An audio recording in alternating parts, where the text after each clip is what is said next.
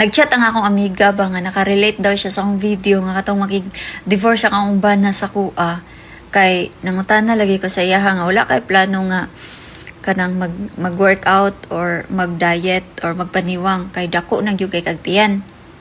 Ag siya pod, siya mo i-divorce sa iyang bana kay dili siya mag paniwang ba divorce kay tambok siya. Ana. Dayon, basin daw ang gibati siyang bana parehas akong gibati. Lahi man makakita ka ni lagi karon para po ni sa imuha. So ang agreement manggod na mo sa akong bana isa na siya nga kung magpakasal ming duha giingnan gid na ako siya specific gyud kay na siya nga giingnan ako is mao gid na siya nga kinahanglan nga magpaniwang siya. Dayon mo to nga iyang gikuan gituman from 110 kilos, ning down siya to 76 kilos. Mo to nga, nagpakasal, jud me. Mo. Na paghuman na mo kasal, wala na. Ning balik ang tinuod niyang batasan nga pagkatapulan na gyud kayo.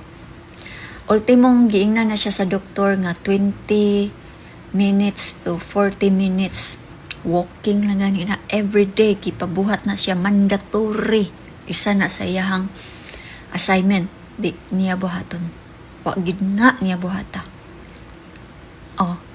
Aniha gahapon lahi naman gud niya ang status sa ako ang partner, no, para ni paminaw ha kung batanon pa gani kaning akong amiga batanon pa ni siya wala gani kay gibati pareha ni kung ba na lahi ra gyud mo status. Okay, kani ang ba naghapon nag-shopping man kuno.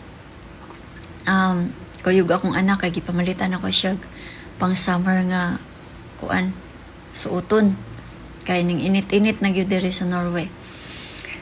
Kabalo mo giuban na mo siya akong ba nagikuyog na mag-shopping. Hala kay nagsige na siya reklamo nga kapoy na daw kayo, hangak na kayo siya nga kanang sige na siya kana bitaw naglinya rata niya gamay ra biya kay mga tulo ra mi kabuk naa sa counter naglinya kay mo bayad. So nanawag siya sa kuwag mo to akong anak may akong gipalinya nawag siya sa ko maguna na daw siya sa sakyanan ko hapit naman na human kami na gon ihap na lang ang pila ka item among gipalit kulata lang good anak na siya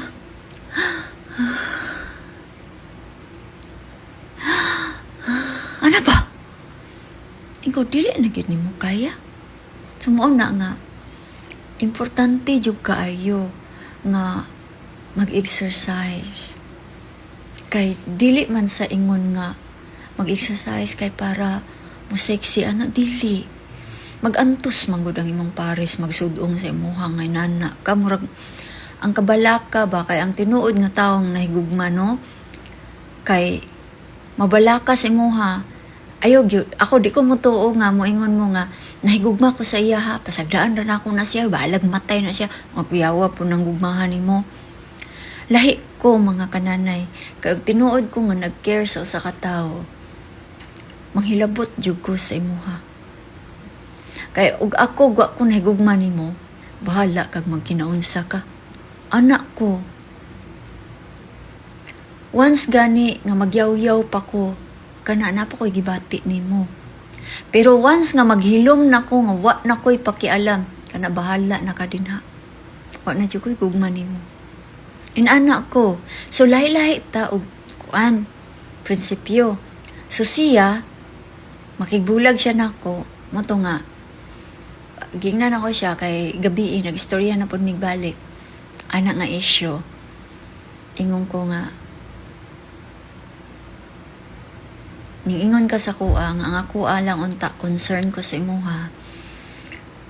Anya, ikaw makigbulag na dahin ka sa kuha. But ipasabot, wala ko'y value para sa imuha.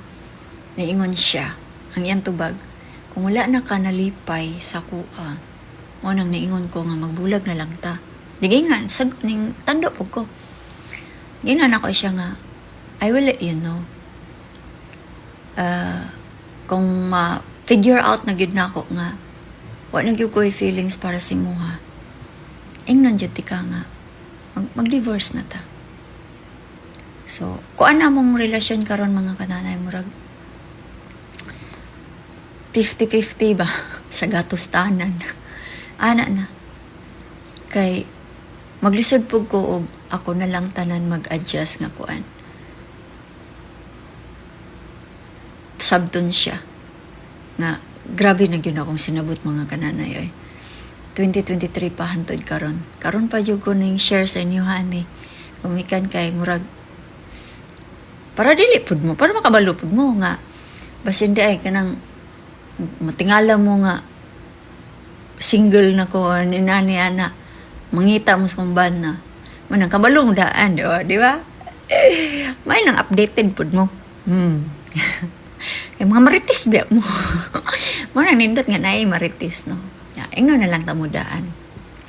So, mana nga ang relasyon manggod dapat dili lang kay isa ang musabot, dapat kamong duha magkasinabot. Ug di na gani magkasinabot aw biya na. Anara, so anak ko sa iya nga I will let him know. No? So karon ma-feel pa man gyud nako nga concern pag gyud ko sa iya, na pa gyud ko gibati sa iya. Siya pod na pa daw siya gibati nako. Oh. Di asar gyud mi tama na ni og dito rig kutob. Ya ana rig no? So sa akong amiga, sa muha din ha. Naman ka sa US. Paningkamot kung nahigugma ka sa imuhang Paris. Kana ang iyang gibuhat para sa imuha ra man gyud pud na. No? Teman ini, kung muniwang gaya ka, more confident pud ang imong ma-feel. So, gusto sa imong partner nga healthy ka. Nga healthy po din yung relasyon. Ana, ragod na.